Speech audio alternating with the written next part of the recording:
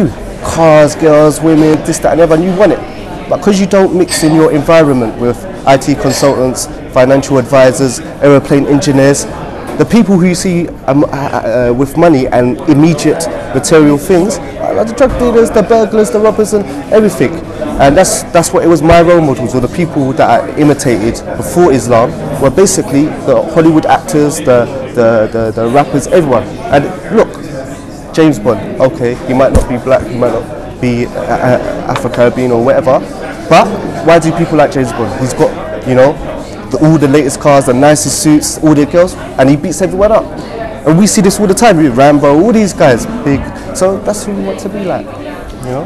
And when did you figure a lot of this stuff out? I mean, I didn't know none of it before. Before I thought I was a free person. I thought I'm just, you know, no one could tell me nothing. Because that's what, in Islam, what we believe is that everyone has a deen, a religion, a way of life, a belief and a way you live your life. So therefore, some people think that Islam is just a religion, Christianity is just a religion, Hinduism is just a religion.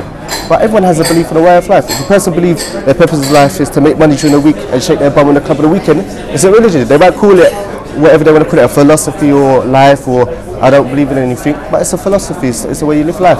But was it in prison then that you found a certain purpose to your life, a certain... Yeah, because I went into a prison, and just before I went into prison, my cousin became Muslim. And he said he became a Muslim and he believed in one God, and you know, he's praying and fasting. I thought, yeah, I believe in one God. I'm robbing, I'm stealing, I'm hanging around with these people, I'm getting to gangs, I'm getting beat up, I'm fighting people, but I believe in one God. So, like, he told me about it, but I thought, I'm just like you. I didn't really know until when I got into prison. I got into prison and I was looking at all my prison mates, and they were saying, yeah, when I get out, I'm going to rob a post office. When I get out, I'm going to rob a bank.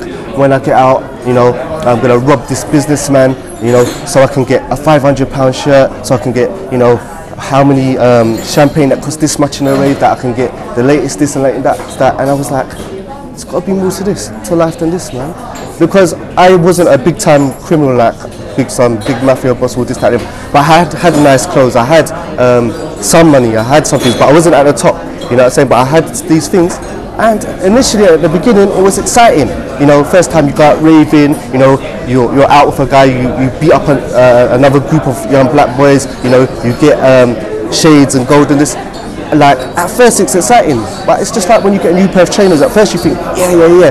After 2 weeks, just kick them off. So when I was looking around all these people around me, I think there's got to be more to getting girls, making money, yeah, and being the baddest person. Because there's always going to be someone who's better looking than you, always going to be someone with more money than you, always going to be someone badder than you. So I just thought to myself, that can't be it. It's an unachievable thing.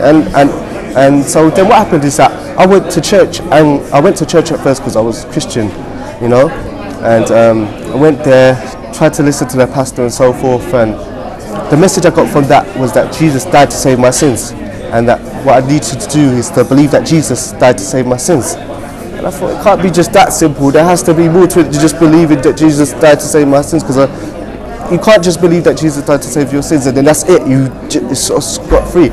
So then I was reading the Quran, I was talking, in jail everyone's there, Hindus, Christians, atheists.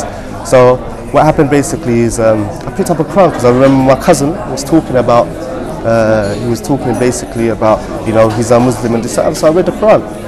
And there was a verse in the Quran that said that, is there anyone more astray than the person who takes his desires as his God?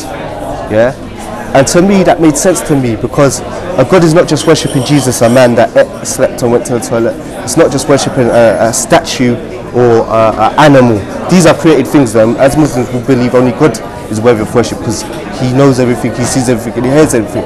But other created things are money and the intellect and the, how can I say, philosophies and things like that. So therefore, I looked at myself that basically it's like I'm worshipping myself, I'm worshipping money. I'm doing whatever it takes to make me happy, yeah, without regard to other people's feelings, regard what I'm doing to myself, smoking and weed and so forth. My religion, my purpose in life was to be happy at any expense. You see what I'm saying? So I was basically a slave to money, so it could have been like a false god to me. So I was just like, that's what it spoke to me. And I thought that at the end of the day, all these things, the things I'm following, they're not even making me happy anyway. At first they did, but now I'm bored of it. So I thought, there has to be more than this.